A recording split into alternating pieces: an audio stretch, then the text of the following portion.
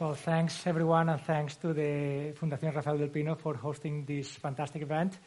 So, well, I'm very glad that today we have here one of the most successful Spanish entrepreneurs, tech entrepreneurs, and that is Ander Michelena, who recently sold for a very large amount of money his latest company. I cannot talk about that amount. Confidential. But yeah, like it would be great if you can introduce yourself and talk a little bit about your background first. Well, basically, I'm an ex-investment banker, so nothing sexy, nothing related to technology at all. But in 2009, I decided to quit with my partner the bank that I was working. I was working in London in Morgan Stanley in M&A. I quit the war, and I look at different business models that I thought could work. As an investment banker, what I did is a very rational approach. I look at business models that were working in the US, see if there was something similar in Europe, and the other condition was there was nothing like that in Latin America. Like that, we went to an idea. We reduced the idea to 4. One of them was TicketBiz, which is a marketplace where you can buy and sell tickets. We launched it in January 2010, and after 6 years, we grew to presence to be serving tickets in 47 countries, over 400 employees, and recently sold the company to eBay. Congrats. Thank you. Incredible. So, well, you have been launching this from Spain, but you grew it everywhere, but you have seen the evolution of what has happened in the Spanish tech ecosystem. So how do you see the current tech ecosystem here in Spain versus what you saw 5-6 years ago when you started versus how you see this developing into the future? It's a completely different game. I mean, 5-6 years ago when we started, there was like 3 or 4 guys you would talk about being business angels and investing in this kind of project, but if you could count them with one hand, it was ridiculous. Now I see the ecosystem is much healthier. It has grown tremendously. There is a bunch of guys who invest in that are business angels who invest in projects. There is a bunch of new VCs that are coming. Last year, there was over 600 million invested in the VCs in Spain. That is not that much. You are based in the US. You know that's nothing compared to what is invested there, but it's a lot. It's 3 times more than we have the year before. So it's the ecosystem. I feel is really growing. We can't say that we have now an ecosystem. I will not say we have an ecosystem 6-7 years ago. So it's a really big change. Yeah, and currently a lot of people talk about the unicorns. Everyone knows that those are tech companies that started in the last few years, but very rapidly they have a market capitalization or valuation of over $1 billion. Yep. That could be like easily a IBEX 35 company. So do you think that we are going to see unicorns popping in Spain, or do you think that you will only see mainly them in the US and some of them in the UK or other? Well, I think unicorn is a reflection of the investment you have in the market, right? If the ecosystem continue growing, there is more projects that receive finance and they're still developing. At some point, yes, of course we're going to see it. I'm positive about it. How long it's going to take, I don't know. There is a couple companies that are close to that. Privalia everybody thought it was going to be the first one. It didn't made it to that club. You have Wallapop that is, nobody knows the latest valuation, but probably is around there somewhere. So there are some cases of companies, Spanish companies, that are already getting kind of their alien balls, another example, for example. So I'm quite confident that some of them will make it. I don't know if it's going to be in the next 2 or 3 years. Actually, I think there is a small bubble on the technology side that is popping in the US, and we'll see what happens in Europe. But at some point, of course, yes, it's going to happen. It's interesting that you're talking about whether there is a bubble or not, but the reality is that if you look at the biggest companies in the world, they are not oil companies, they are not biotech companies, they are not car manufacturing companies, they are not banks, they are technology companies. Like the biggest company is Apple, the second biggest is Google, then you have Microsoft, then you have Facebook, and then you have Amazon, and then you have like traditional companies like Citibank or Johnson & Johnson. So what do you think about that? Because now there are like even a new evolution of very large companies that are tech-driven, reinventing large companies, as people were saying before, Uber, reinventing transportation, Airbnb, reinventing traveling, and they are already like $30 billion, $50 billion, $80 billion in valuation. So what is your opinion about that? Do you think that you are going to see even more of that tech-driven giants, or is going to change at some point? Well, technology is really accelerating at this time, so I really think technology is going to drive our life even more, and it's going faster and faster, so I don't think that changing that dramatically. That said, the current valuation of some of these companies, I think they are ridiculous. you look at fundamentals. I'm an ex-investment banker, what I'm going to say. So I think there's going to be a bubble. We're in a moment of a bubble, so the only question for me is not if it's going to go down, but at what pace. Is it going to explode and it's going to enter into a recession, or it's going to go slowly down and we will see not those companies not growing in valuation and a small reduction in the investment year by year. I don't have the answer to that, but for sure I think we're in a moment at the peak. And if you look at all the fundamentals, all the investment has been done year by year. We are at the moment that is at the peak of it. I saw data the other day that we have been 91 months in a row in positive growth in the U.S. This is the third longest time in history. There's only been 2 other times that have been over 100 months. So, guys, if you look at historic data, it's not that far away.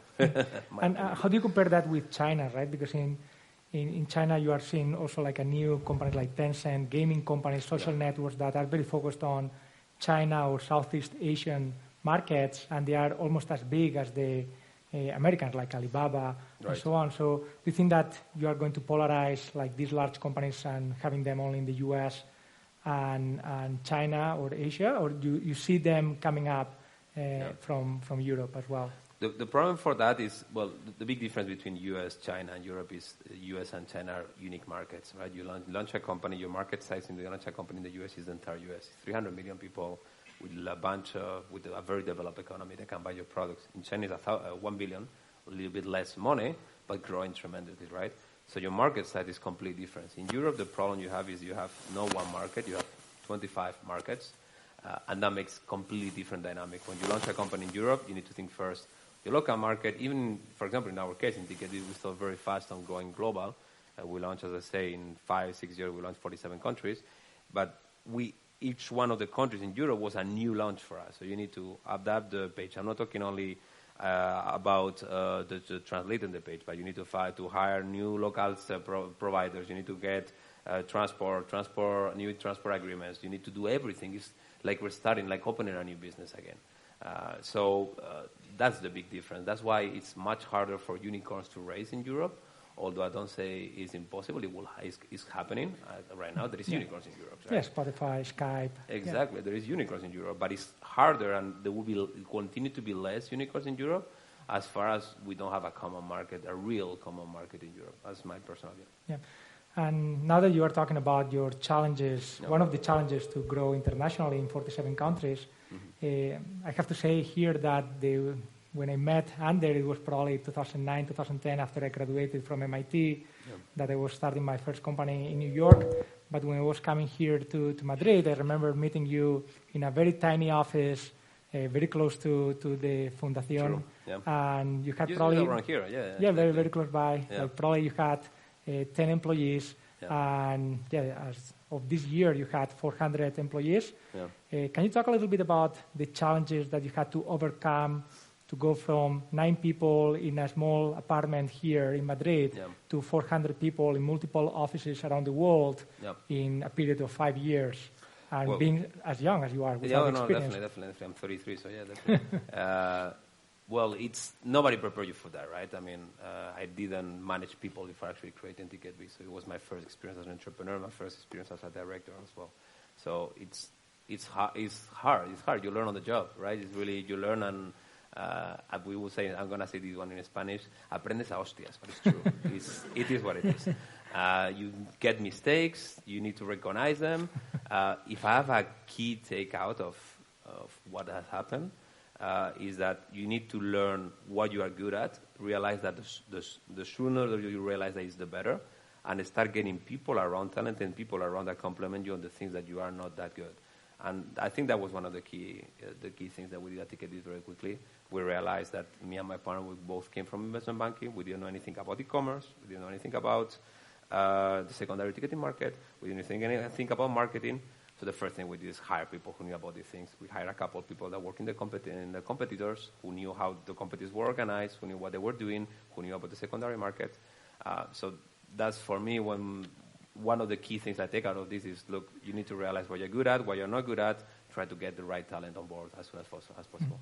And you had to innovate for your business, but now you are part of a much bigger technology company, Sure. eBay, that acquired TicketBiz. I think it was less than 6 months ago, like 3 months ago probably. Well, the closing, the announcement was in June. The actual closing was in August. So I've been officially working there for 3 months. So can you talk a little bit about the differences for doing innovation in your own company, like a tiny company where Sure. you have control over everything, versus at eBay that is like thousands of people? Yeah, well, it's very different. To start with, I have a boss.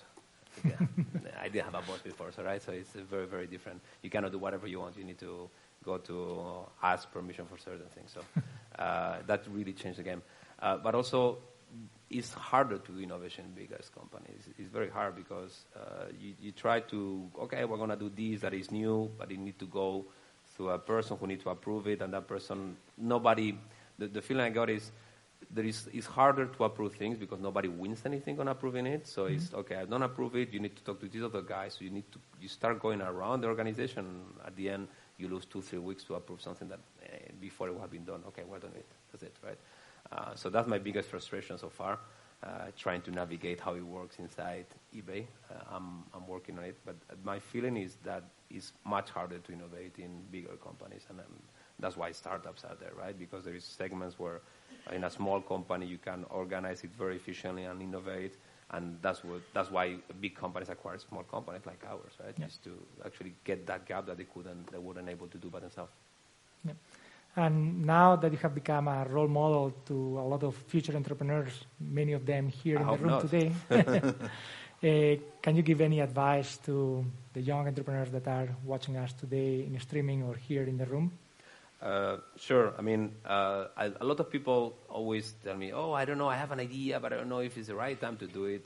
My key takeaway is you have an idea, or even if you don't have an idea but you want to start something, just do it. I mean, the worst you can lose is a couple years.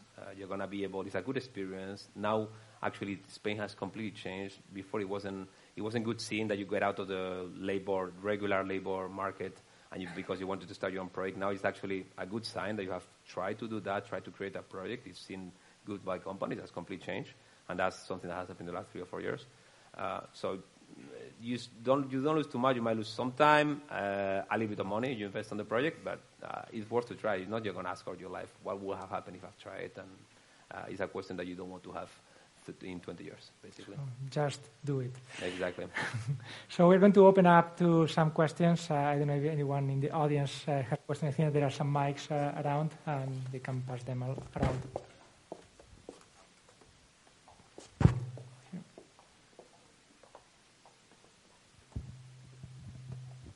You mentioned that you used to work in an investment bank. So my question is about the transition. And I think you were talking about advice for entrepreneurs. What was the biggest difficulty going from working in an investment bank with lots of people to being by yourself, starting your own company? What were the biggest obstacles you faced, both personally and as a company? Do you look at the account and the salary that wasn't coming in? That's one big one. No, really. Well, it's a completely different environment, right? You are working like in an investment bank. You have a boss, and you basically not thinking on the strategy on what to do. You are basically executing what they are telling you, and you go by yourself. You start a company. You need to think around everything, right? You need to think on the strategy, talk to investor, start hiring people, start developing the platform. So you are actually doing the job that 8 people should do. You at the beginning, you are doing it by yourself. Iñaki knows that very well. So that's the hardest part, for sure. At the beginning, you are working as much as you work in investment banking for the first month without a single euro in your account, actually investing the money, right? So if you look at it rationally, it's not rational to do it. Like, why you're doing it? It's stupid, right? Actually, when I talked to my mom about, I'm going to leave my job and go there, she was like, no, right? You are joking. Yes, I'm leaving. It's hard because it's not rational. It's not a rational decision. It's completely different. But it's something that is very personal. You need to know exactly what is coming. You need to know it's going to be hard. You need to know that creating a company is a roller coaster. There is ups and downs. And for me, the key was actually that I have a partner to start with. I think Iñaki did it by yourself, right? Well, no, I had also like my 3 companies. You have a partner. I had a partner in the second one, and now I have another partner. Yeah. My first company and the third company is like both from MIT as well. Really, yeah. For me, it's very important. I don't know your experience about it, but to have somebody that when things are down, you can talk to and get it lower, and when things are great, you can celebrate with, is perfect. So I would not start a company without a partner, but that's my personal feeling. I don't know what you think about that, Iñaki. No, definitely, right? Like, there are so many ups and downs that is like that motivation that when you are down, the other one is telling you, Iñaki, don't go down. Exactly. We're going to make this happen, or like, we're going to solve this problem, don't worry. Exactly. If you have to suffer that by yourself on a Saturday hard. evening, it's hard. It's very, very hard, exactly, yeah. So we have time for one or two more questions. And, one here, one here. Yes, I have a question for Iñaki. Basically, you say that for the entrepreneurs, they have to, when they have an idea, they have to go and just start it. When you started a startup, at which moment you say, okay, this is the beginning? Do you?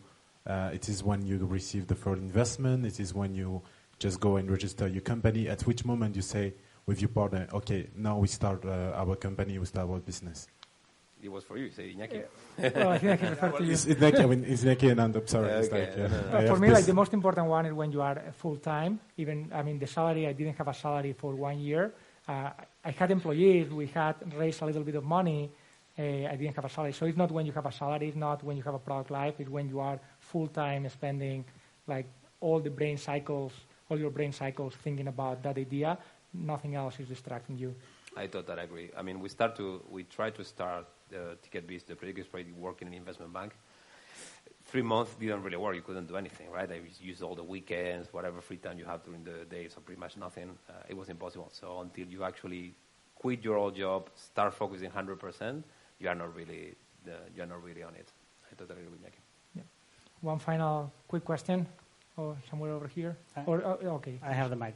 I'm Javier Jimenez. I think I can rephrase his question, but to get some other information is, what was the key milestone that attracted funding to your company when you were so early in the development of the company? You want me to ask one? Basically, I think one of the key skills that we have is basically to get our money. So we never have a single problem getting around funding. Actually, we raised industrial ticket with 18 millions. And we only involve a VC because they all enter in the same condition and everybody else. We didn't give any special condition, no preferred shares. They didn't have a member of the board. We always controlled, me and my partner control always the company. And but I think it's not a very common thing. It's very different. So for us, it wasn't a problem to get the money.